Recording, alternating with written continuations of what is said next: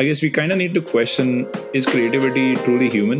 Like when clocks were a thing, they compared brain works like a clock. When steam engines were a thing, they were like, brains work like steam engines. It's like, it's not esports, it's going to be AI sports. It's part Squid Games, part Death Race. But no human gets harmed.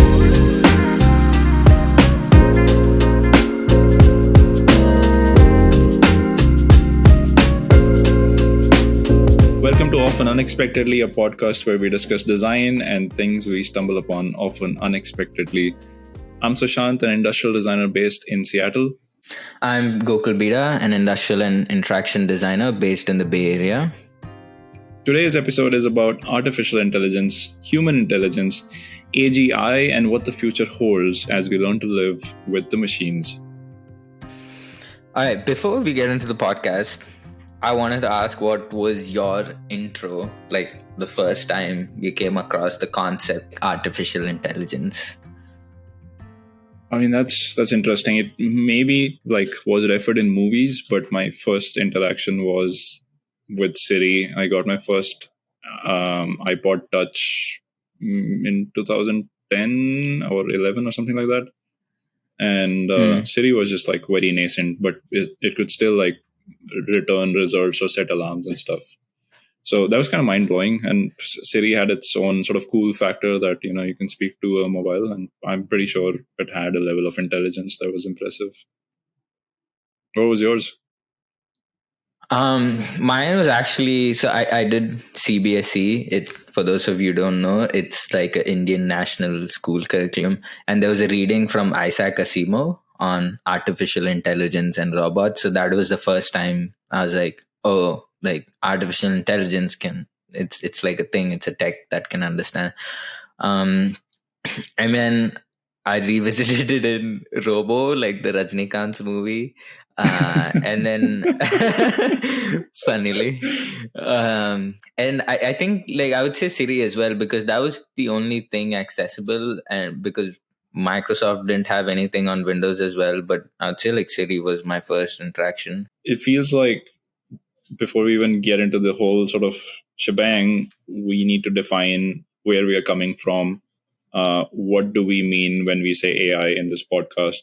And what can people expect? So I guess just right off the bat, disclaimer, we're not AI scientists or data experts, as you can already expect. But I think even before we get into artificial intelligence, there are a few things we want to set a baseline or benchmark for in terms of definitions. And I think the first one to start with is intelligence. Do you want to share what your definition of intelligence is? Intelligence is interesting because it's been debated a lot of times. It's such a generic term that we use, and I think the parallel is that if you're smart, you're intelligent. But there's a few research papers that try to define what intelligence is. It comes from psychologist and AI researcher Robert Sternberg. One of the definitions, he says it's the ability to learn from experience, adapt to new situations, understand and handle abstract concepts, and use knowledge to manipulate one's environment.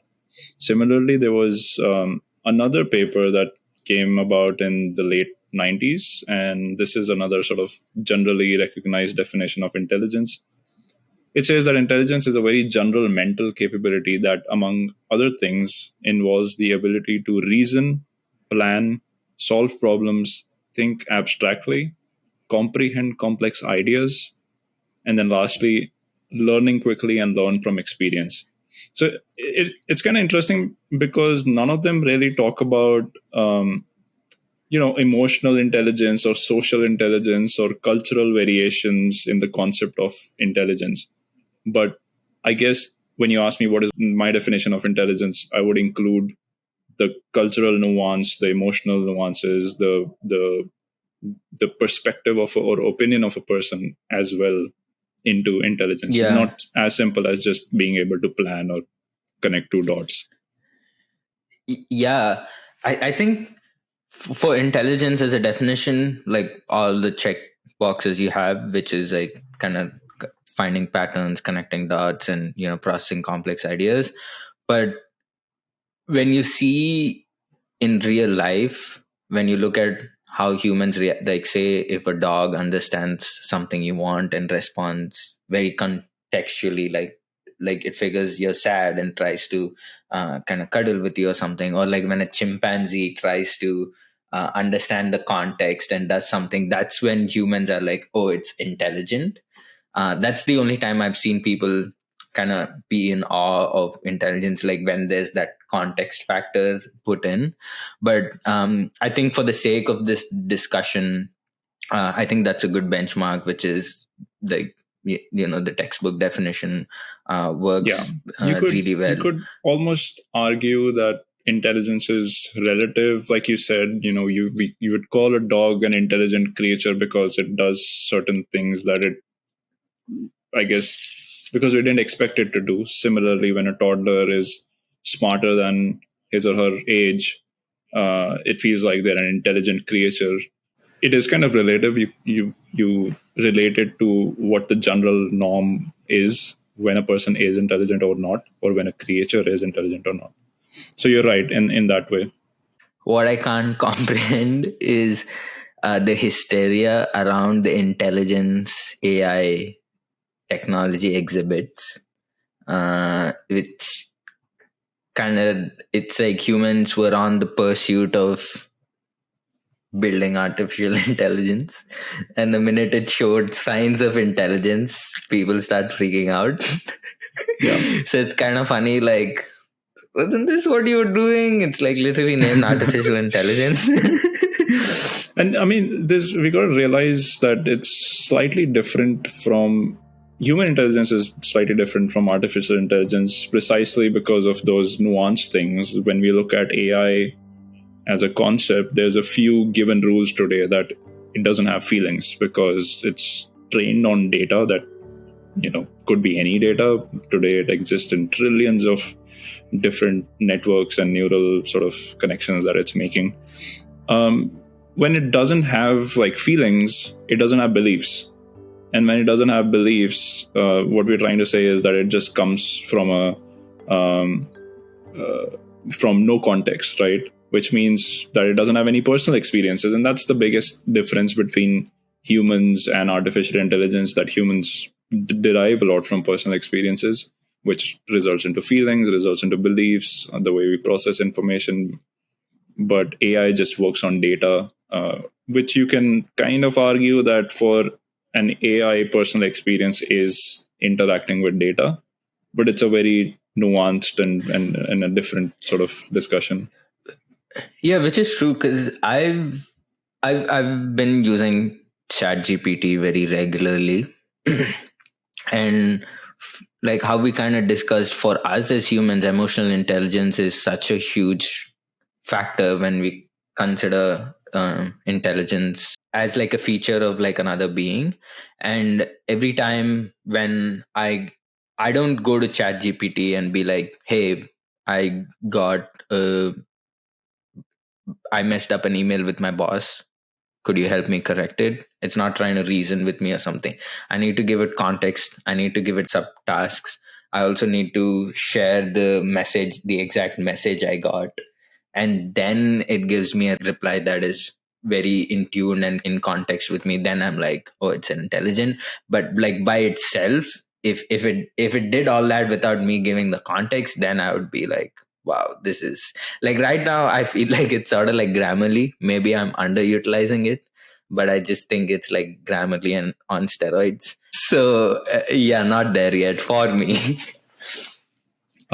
I think you're right. It's also important to know it's similar to human intelligence in many ways. One of them is that pattern recognition and problem solving ability. It's able to connect the dots in ways that it wasn't designed to. It's just that when you feed in so much data, it this is one of the outcomes, that it's able to connect so much data. Like we are talking a trillion dimensional space, which A, we don't have a tool to understand this type of learning, and B, for humans, like that at that scale, you just cannot comprehend the size and the amount of data that it knows. The other big thing is that it recognizes language just the way humans recognize language, which is the way we speak and the words we use. It doesn't necessarily obviously know the emotion, but it knows how humans speak the language. So it's very good at mimicking how humans speak, which is in itself a large part of it appealing to people, or being perceived as a smart thing. Because again, like if you can say the right words, you automatically become halfway smart. But I also think like another thing apart from intelligence that comes into question when we talk about AI is like how creative it is. Like kind of Yeah. like how you said, it's like mimicking our intelligence.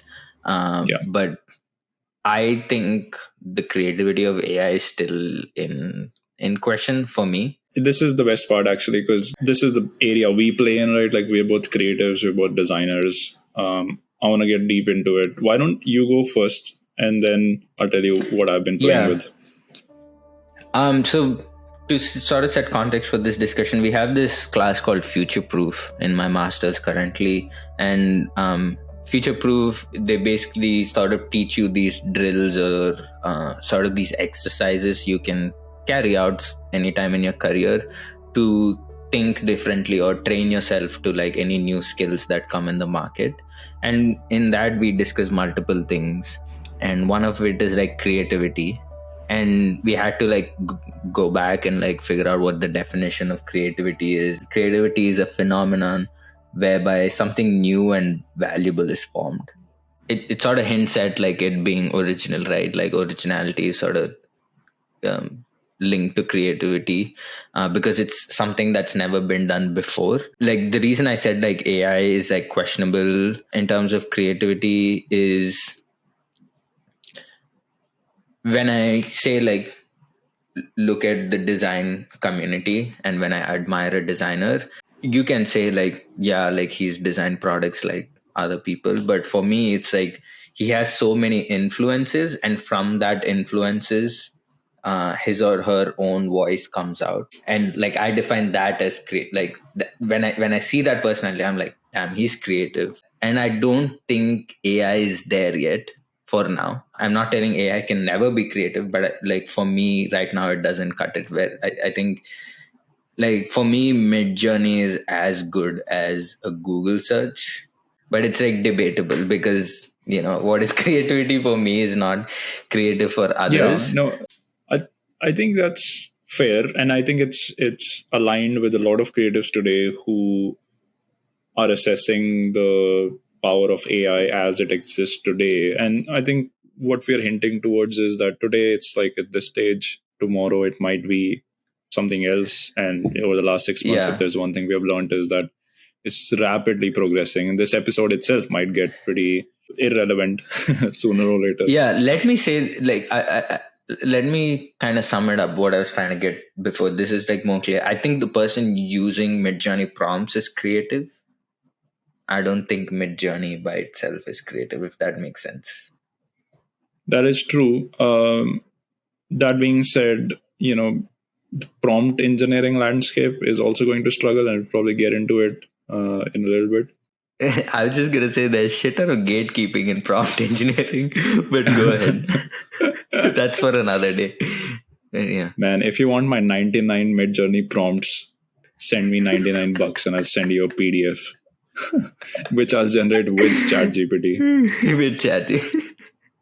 But yeah, you were onto something. To go back to my previous point, which is AI doesn't have feelings and beliefs, I think that's where the problem arises. That's where the conflicted sort of view on is it creative or not. Because yes, we know for a fact it doesn't have personal perspective on things. It's just sort of recalculating numbers, rehashing data, building things out of noise from what it has learned and what it has been trained on.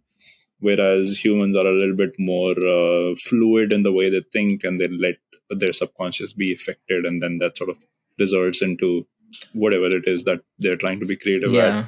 And the reality here is that I guess we kind of need to question, is creativity truly human? Like, why do we look at it as, because it's not human, because it's not the way it's done, it's not creative enough? Mm. Yeah, that could also be something we need to grapple with like down the line. But think of this scenario where there's like a lot of abstract art and things like that, right? Yeah. Artists do something that's very simple, and then but once you figure out the meaning behind it, you're like, oh, damn, this artist's work is powerful. Not necessarily because of the art by itself. For example, like Banksy kind of has powerful imagery, which is self-explanatory sometimes. Like say, for example, there was this robot hand. It just keeps leaking its lubricant, and then it just keeps like pulling it back to itself. It was done by some Korean artist, and it anyone could do it in the sense of like an engineer or anyone who has access to those can think of that scenario. But I think when you add that value and meaning to it, that's what makes it creative. Like, like that context, that like using that medium and that imagery. And yes, AI can do it, but if you were in a museum and AI did that, I would be more surprised when like a human comes up with a novel idea versus an AI.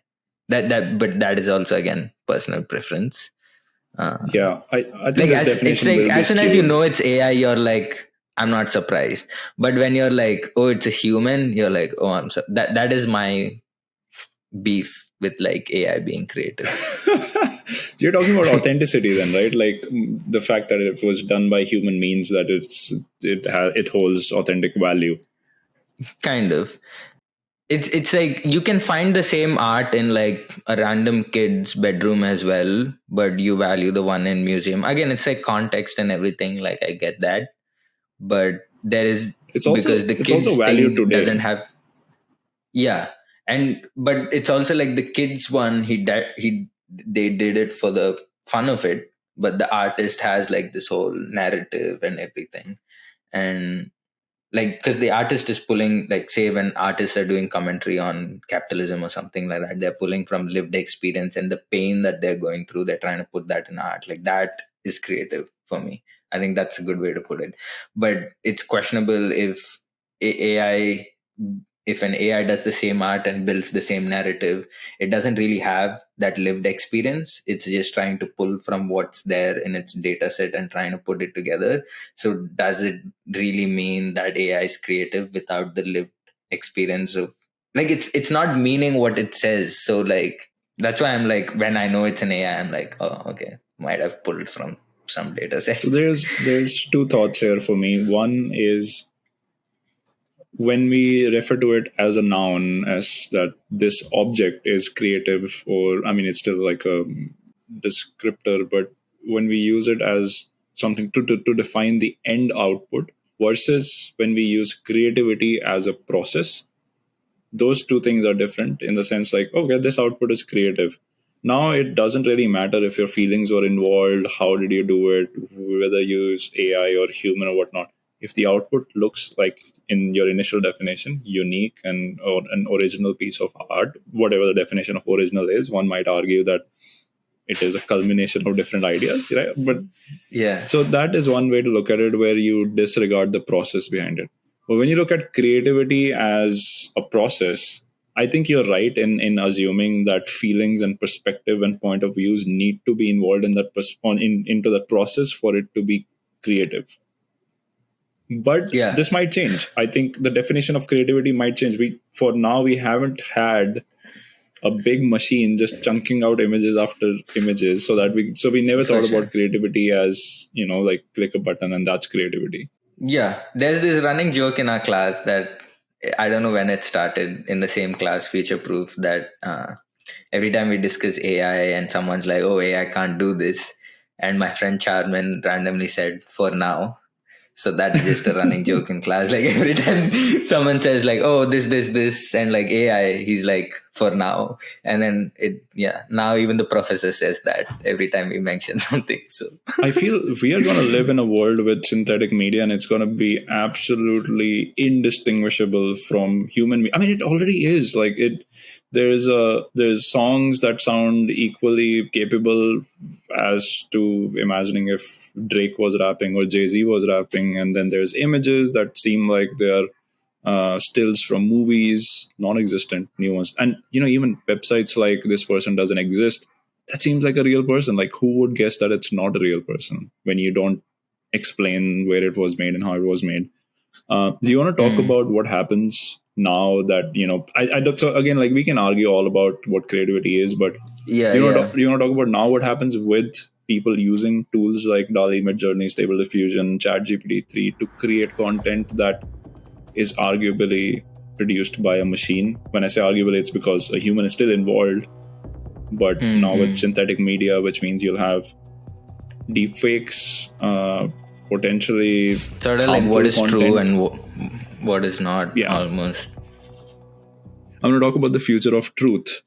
And primarily because you're right, like AI art and AI generations, it lacks a certain bit of authenticity, but at the same time, it's real enough to be mistaken for actual art or actual things. And like looking forward, I was kind of imagining we live in a world with synthetic media. Your news is going to be altered. Your deep fakes, you're not going to believe you're not going to be able to distinguish what is real or not.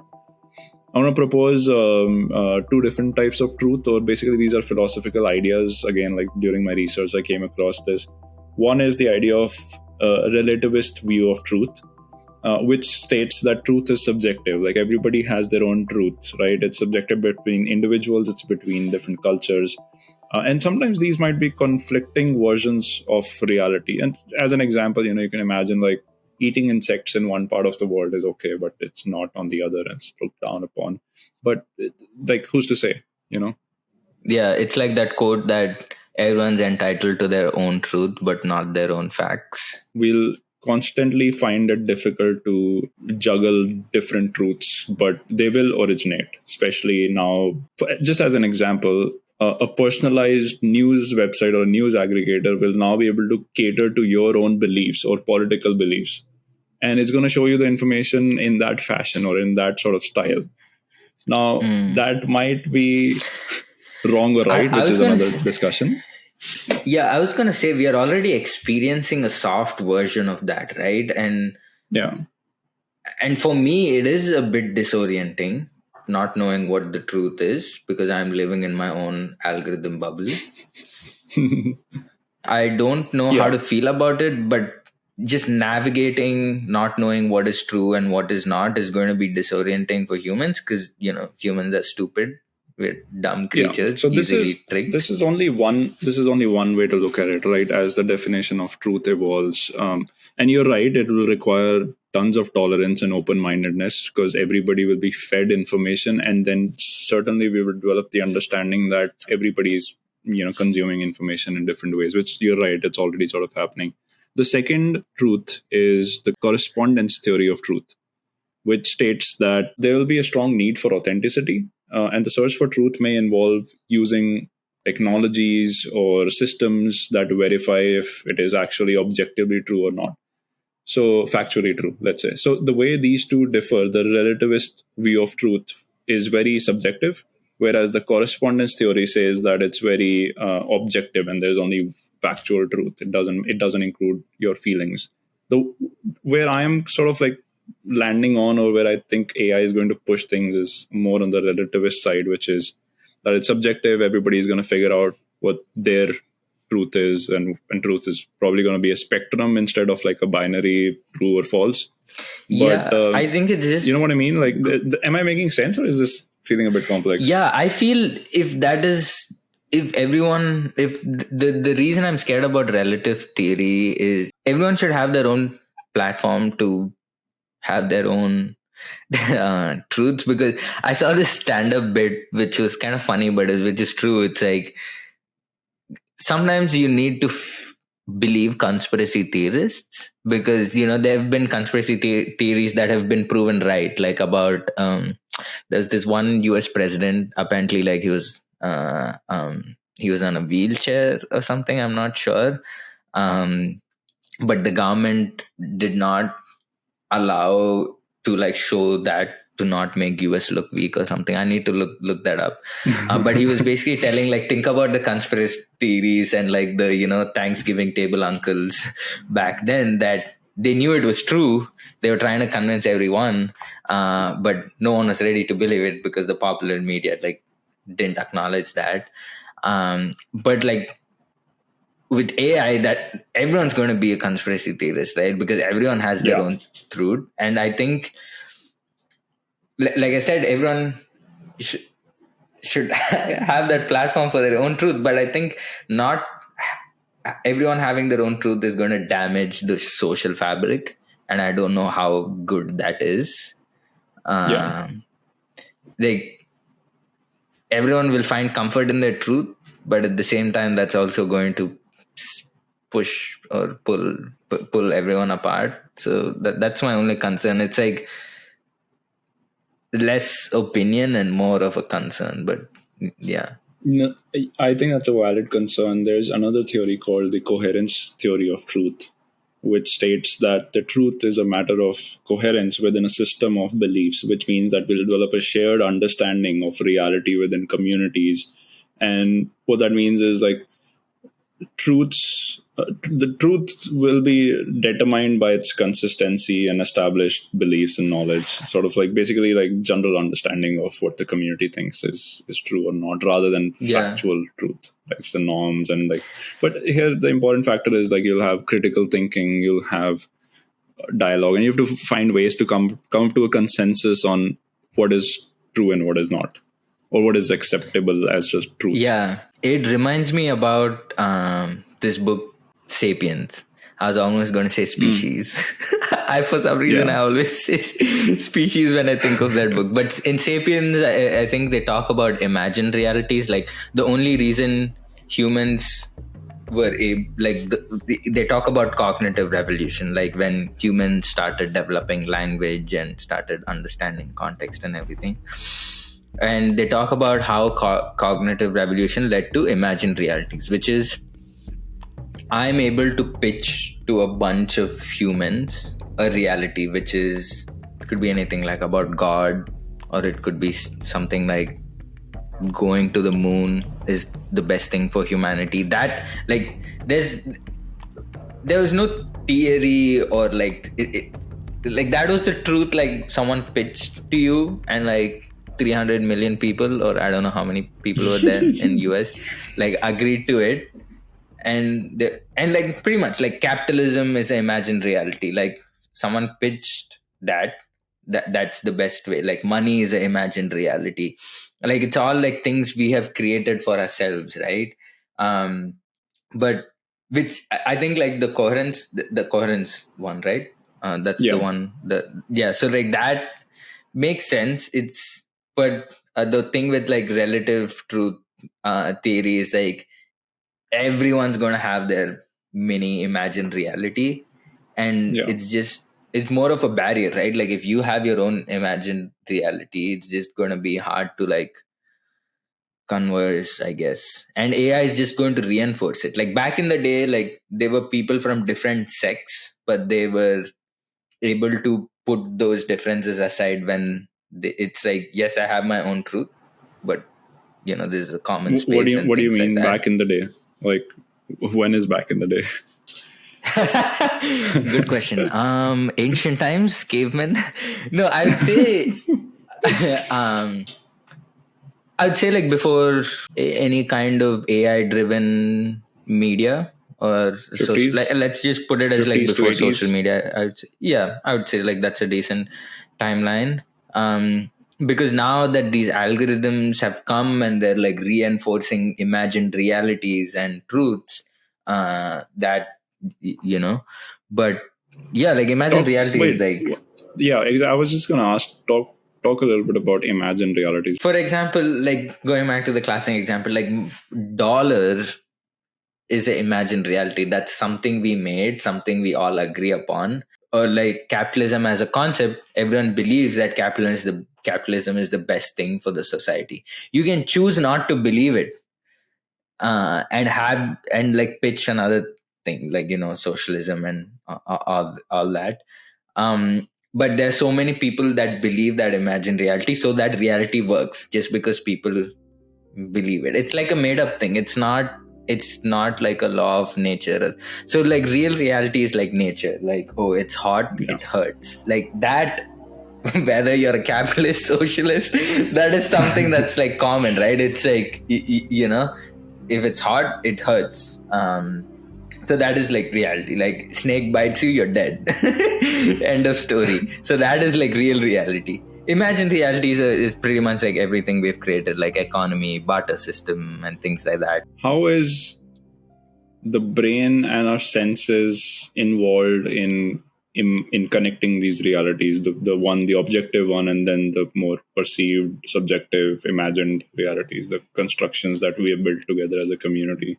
Is it more so like we sit in tribes or sit in communities and then we come up with certain understanding of norms and systems to Yeah, control and the society, or what? I was listening to this one talk from Sam Harris, which is this part is going to be a bit abstract because it is abstract for me to comprehend as well, which We've is been ultra abstract already, man. Like we're yeah. talking about the future of truth. People are going to be like, we lost you at truth. So last episode was why Bollywood is awesome, and this episode is like, imagine that whatever you have consumed so far is a lie.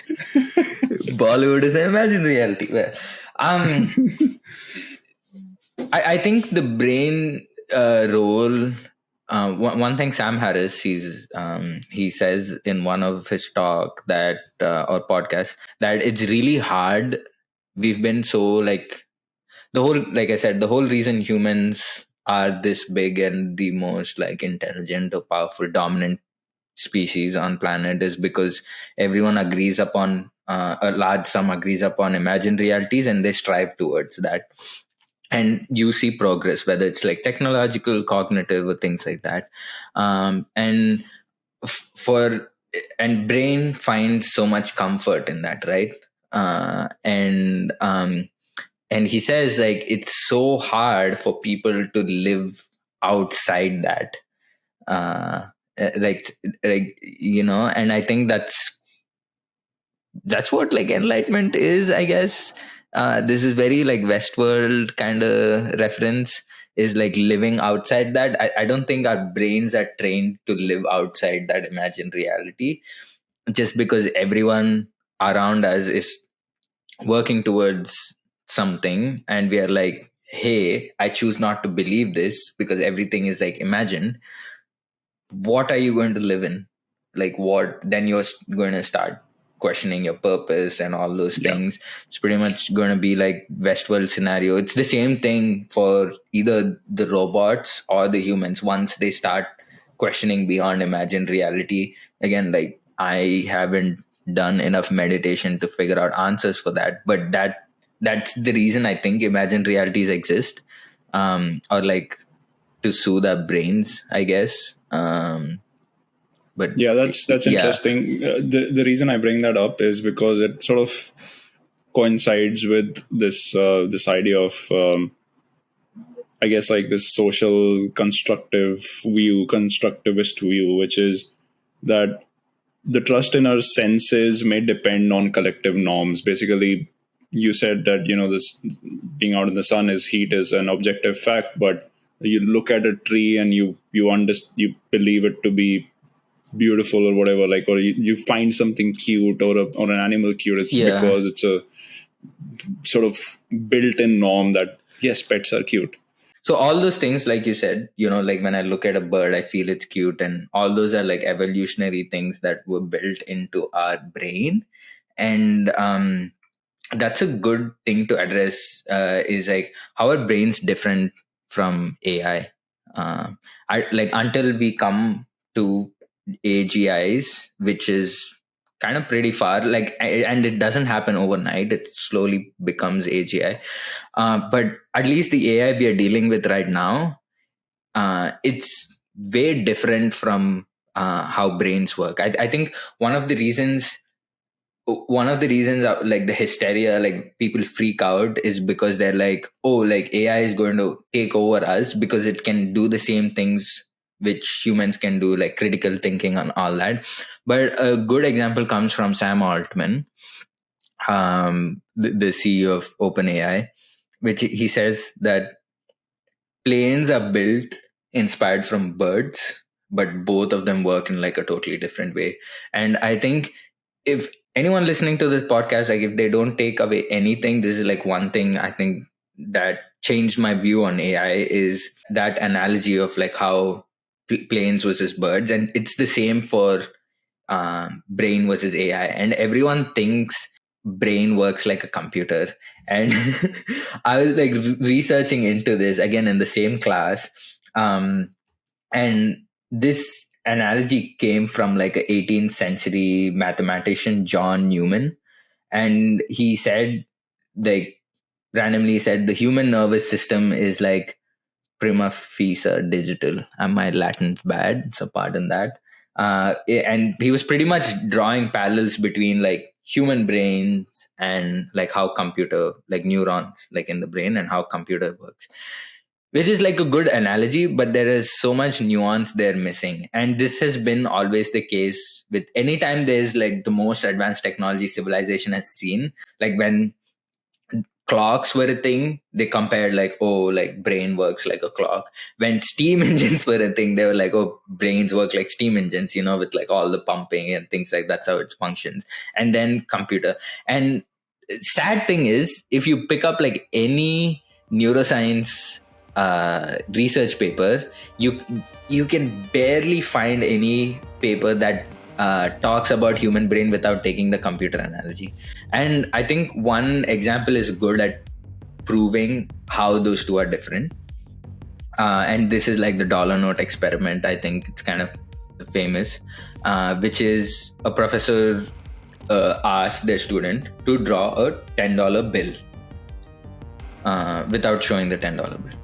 And, if your brain work like a computer, it's supposed to store some kind of exact picture of the brain, like, and it's supposed to like extract that and all that, right? And they, screwed up pretty bad, just like none of us can remember the colors Google logo is. And when when the professor showed the $10 bill and then told the student to draw it, they drew it, to the T. Something you should understand here is the brain works by making decisions through lived experience. Like every time it experiences something, it changes its thinking, it evolves but that's not how computers work, right? Like how much ever an artificial intelligence can evolve, like everything is sort of based on its like data set or something. Like that's not good AI, that's not a good example, but like computers, they don't change their thinking and everything every time they're exposed to like new information. They just store it, they extract it.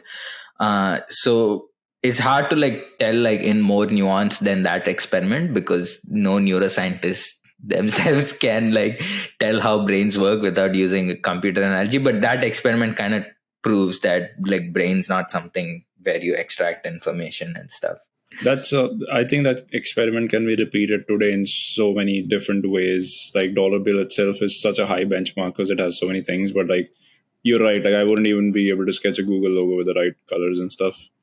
Yeah. Is there like are there nuances like long term memory versus short term memory, data points versus more emotional perspective points? Yeah, because what a machine's good at is like arithmetic and things like that. Humans are not good at that. Yeah. I mean, we force ourselves to be good at. Why did I take industrial design? Yeah, that's primarily the reason I took industrial design. This one time, I got a solid 2 out of 100 in math. Just a 2, a single digit number out of 100 in my 11th grade. And then so the whole program, the way it works is, this is a segue, but we'll come back to the more abstract stuff. But I even attempted extra questions in hopes that, so we had like around 60 odd questions, and I did 63 questions just so that if I get one wrong, I'll still get a mark on the other one. It turns out that I get the paper and I look at it and it's like 2 out of 100.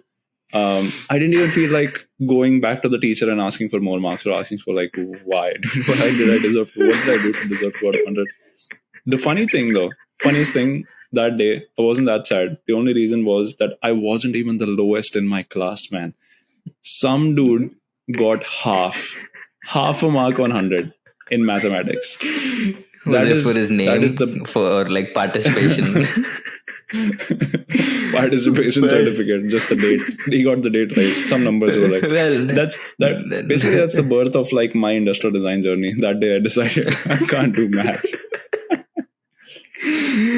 damn. And we are talking about how AI systems are built. Neat. But I wanted to talk about two things, which is when we live in a world with AI and with human generated content, one of the questions that will become increasingly important, parallel to what is the truth, is can we trust our eyes and ears?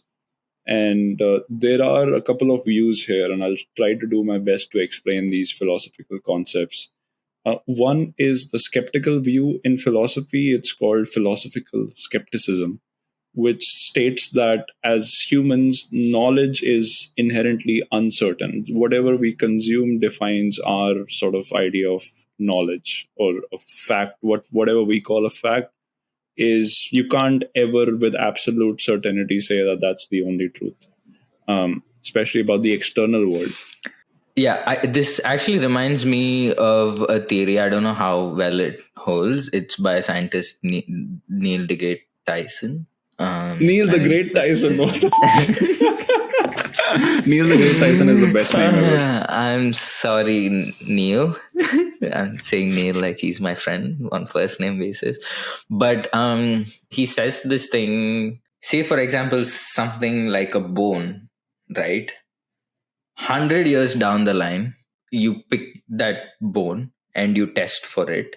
It says it's a dinosaur bone. How many years ever later it is? You test for those molecules, you test for that thing, you test for that. Like, how many ever times you keep testing it again and again, again. Like, same thing for water, whatever. You can prove that it's the same thing. How many ever times you test it, you're eventually going to end up with the same answer.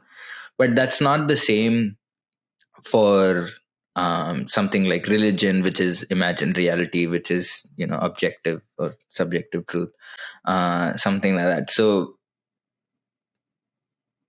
I don't know if that like holds well against your this thing, uh, but there is a way to like prove something that is like, for example, in like real reality, like that. I think that part of it is like true for everyone and it can be proved again and again, but probably So beliefs or something like that I cannot think that's be. a good segue into the second theory, which is the pragmatic view, which really just says that we need to develop tools and technologies to verify and authenticate content. But here, this is a very interesting fact for me, which is kind of like opened my mind to just as I was reading and like discovering more information.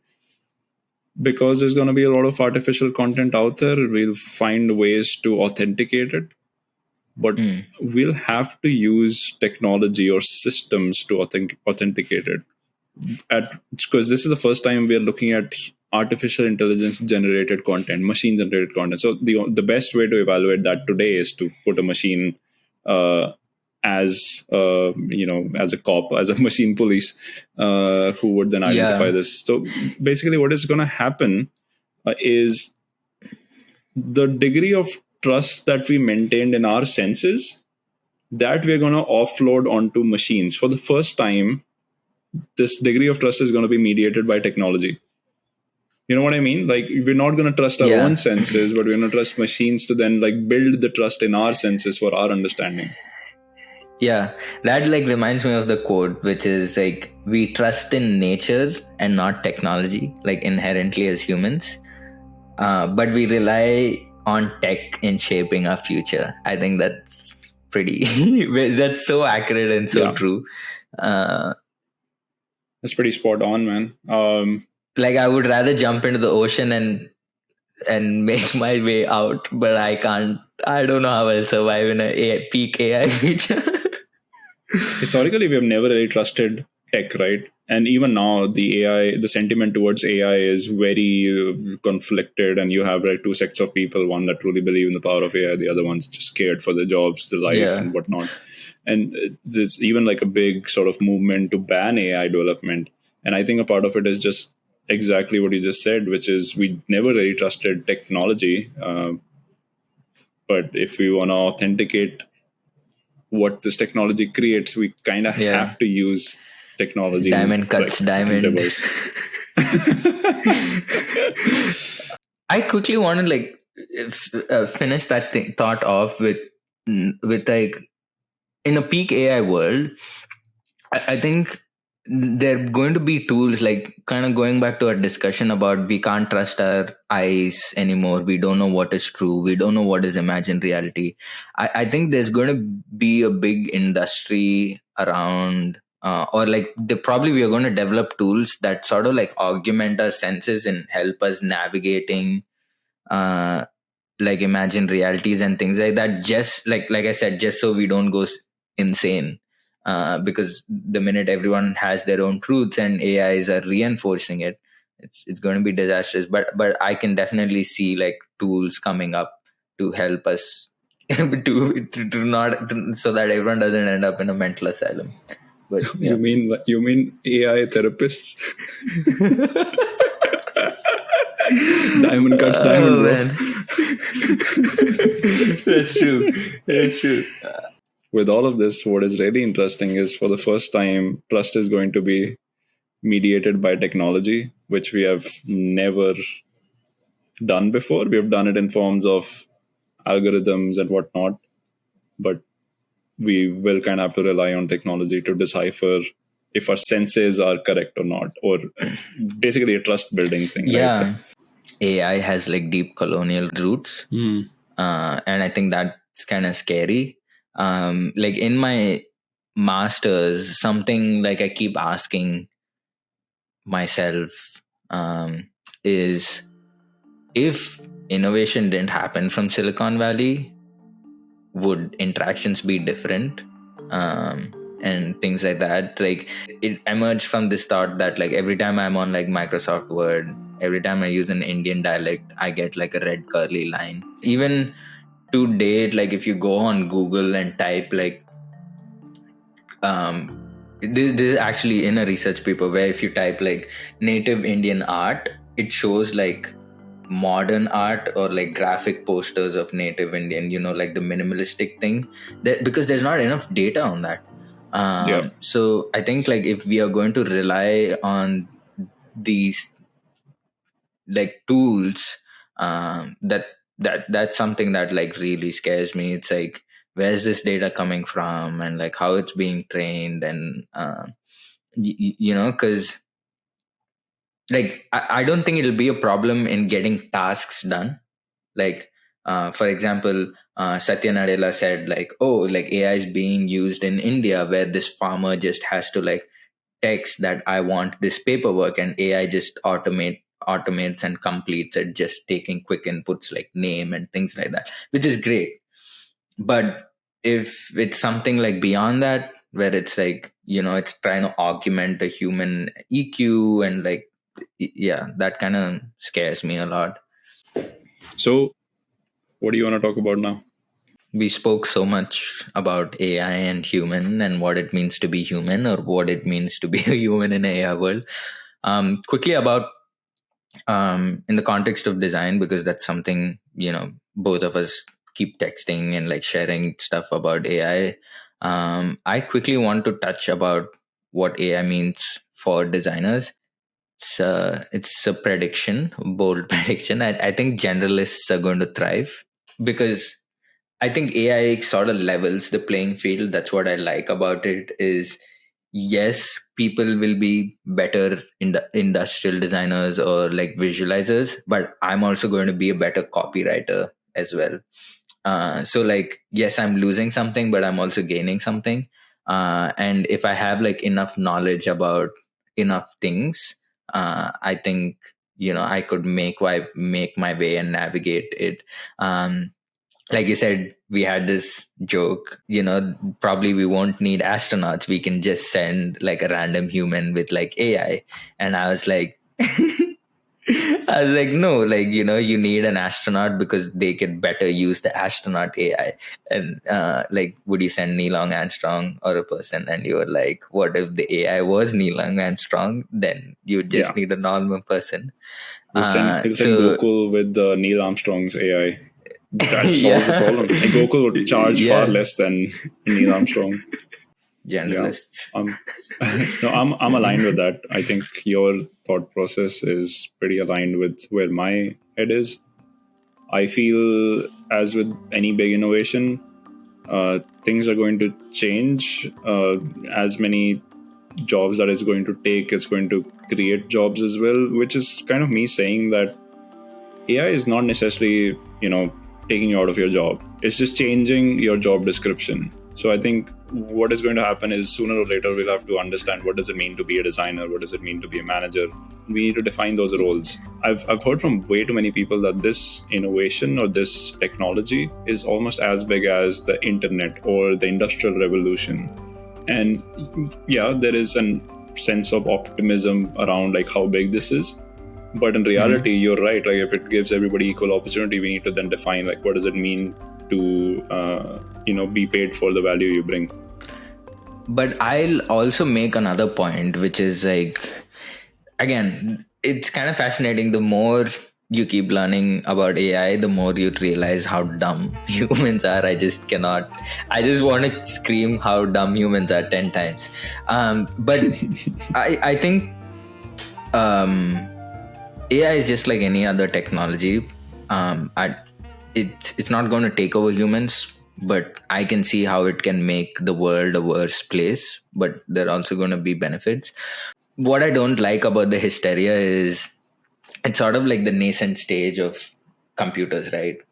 Or like internet, whenever that there's a big technological shift, everyone tries to put that technology into everything. When like IoT was big, toasters had screen, fridges still have screen and things like that.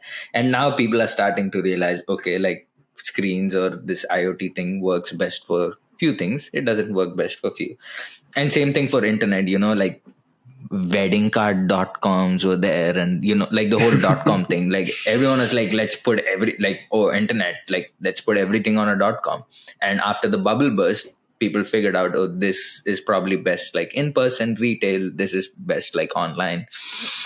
And I think the same thing is going to happen to AI. Is like in a peak AI world, 70 to 80% of jobs and tasks, everyone's going to put AI in it. You're already seeing like companies which had like normal AI before have changed, like, oh, here's the new AI, like Notion AI, things like that. And I think that, say like that is a 15-year mark, and at the 30-year mark, maybe 50% would be like sort of being done by AI, and other 50% would require human intervention with AI. So like, like I said, humans are going to be stupid. They're going to stuff this shit into everything and then realize that, okay, humans are better at this and AI is better at this. That's like the overall theme I'm seeing as well, like just in general. There's an alternate sort of world where AI is going to be constantly growing as well. So if a product like OpenAI, GPT, as an LLM system gets better, let's say 10 times better, all of these tools that rely on APIs or even like systems like this will get 10 times better as well. It only gets more accurate, it only gets more faster, more efficient, more smarter. I would, when you said accurate, it actually triggered something that I wanted to kind of address, is like the alignment problem. That is something. What is the alignment problem?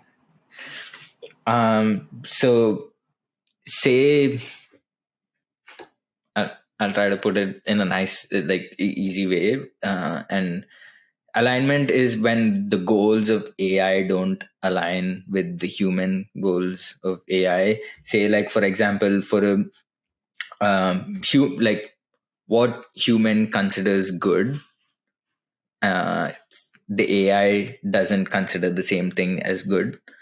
So there's like a deviation, right? There is a misalignment there. And I think like a good example is, let's take a step back and look at current AI systems, right? Like let's look at YouTube or Instagram algorithm. Like their goal is to give you the best content. What you consider best for you, the AI is not considering like now that I know all the dark patterns and everything, I consider like keep giving me content that is sane, giving me content that keeps me for a good amount of time on the platform, like that doesn't make me addictive, is good content for me. But or like what the AI considers is like good content or best for me is like keeping me on. So there's like a misalignment there already. But now if you put an AI on the internet, what does it think humans are, right? Like what does it understand? Which is humans like soft porn, and humans like watching like cat and dog videos. They're like extremists and like love watching people fighting and things like that, and they just like love people dancing. Like if that's what AI understands and it's trying to interpret human values through that, there's going to be a big misalignment. And think of it like this way as well, right? The algorithm is trying to it's training itself to give what's best to you, but at the same time it's also training you to make you more predictable, so it can give you what is best to you. So it's like that question of, is the AI training you or you're training the AI? So, and it kind of, and that would, so like when you see a post or something, it's like that one philosophical thing where like a book is on a table. Did you see the book because you wanted to read, or because the book was there, you saw it and you wanted to read? Now, like imagine AI influencing that. Is it you trying to do it, or humans are fucked? That's I love it. Firstly, thanks for explaining. I think you explained it very well. Where my head is at is pretty much where you ended, which is, are we trying to live in an AI world? Am I a Barbie girl trying to live in an AI world? Or is it the AI trying to live in my world, you know? All right. I feel like we've been pretty abstract and like went all guns blazing into the concept of humanity, which is awesome. I don't think the listeners were expecting such level of I guess intellect, but how are you feeling, man? I think for anyone, the more you guys learn about AI, like it's less about the tech and more about how humans behave and everything. For anybody wondering if they need to learn how to craft prompts and like there's a new field called prompt engineering, no, there is not. Prompt engineers is the shortest lived field that ever was. It started 1 month ago. It's ended now. I'll tell you why. Because people are already producing these auto prompt generators. So there's concepts of like the people in search of AGI. What they have built is this perpetual use of AI or GPT software, basically, as a starting point. So what they're doing, there's something called as auto GPT, and there's something called as baby AI or baby GPT or something like that. And what it does is like you can give a bigger goal, like, hey, we need to do this. Basically, what it's trying to do is you don't really need to now come up with your own prompts. You can give it sub goals, and then it can run forever. In fact, like softwares like AutoGPT kind of give you a warning that it might actually run forever. So please give a shutdown. So in some of the previews, what they're doing is like they give 2 to 3 different directions, and the last direction is then shut down. That with the risk that it's going to run forever. That is interesting. I actually think like shutdown is probably going to be a big feature. Like I was thinking about this, right? Like maybe like one way to regulate AI is like having shutdown as a feature, or like at like a certain stage, like maybe before it reaches AGI or something it's gonna happen. It's going to happen. All right, man, we're towards the end of the podcast. I want to make it a little bit more light. I know you and I have brainstormed 2 business ideas each, both of which we think are going to result into large industries. Like we're talking like big tech size. We're talking the largest industry in the world of AI. And the whole idea is that we're going to discuss what the idea is, what those companies do, and then why we think they will be large and successful. Do you want to go first? Yeah. If you see any of these come to fruition, you heard it here first, guys. Give us royalties. One of the biggest one for me, like I said, is weirdly, there are going to be industries that upskill humans or reskill humans in a way, so that they can navigate in like a AI world where realities are merging. And I think there's probably going to be a big industry around like inner wellness, like trying to be mindful, like knowing. My pitch is like, if you know yourself better and if you're like sane inside, you'll be able to navigate in a world where realities are blurring and you can't tell truth apart from a lie. So probably they're going to be like, um some kind of either like industries that are making tools, or people themselves, like you said, AI therapists. But probably like a lot to be done around human reskilling, like what humans are good at. I Tell think me, that will be in. what kind of timeline are we looking at? Are you imagining the next 5 years or future when we are living with machines? I mean, this industry will only arise when truth is being challenged. And like humans already have like a big alignment problem. Like, like let's not just blame AI. Like that's the reason why we fight wars and things like that, because we can't agree on one thing. But imagine like AI is added to that equation, you can't tell apart which from that. So I'm thinking, um, I think when like I don't want to give a timeline, but probably when like synthetic media is at its peak. Yeah. I think that's and like there are probably like AI systems are part of your everyday, like conversational AIs. I think that's, yeah. Cool. That's a lot more serious than I thought. So my first big business idea, multi-billion business idea, is this idea of AI sports. The idea is that we are going to train AI, build these machines, sort of like robo wars and stuff, where you build your machines and they'll fight in a cage. But now we have artificial intelligence. And I feel that is the reaction to how caged AI is today. These models, they don't let you come up with swear words, and like people are trying to break them constantly just to make them say the bad thing.